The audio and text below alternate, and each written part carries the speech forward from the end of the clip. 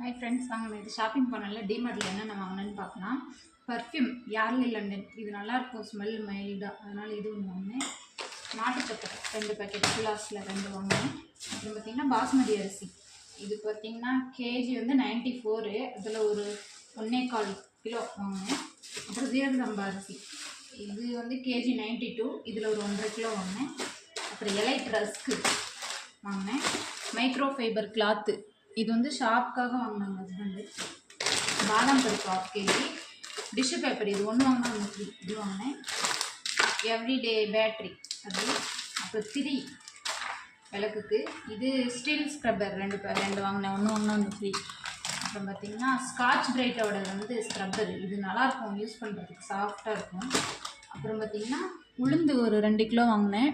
அப்புறம் இந்த box 3 box வரும், சின்னது பெருசு அந்த மாதிரி, அது ஒன்று வாங்கினேன். இது பார்த்திங்கன்னா 250.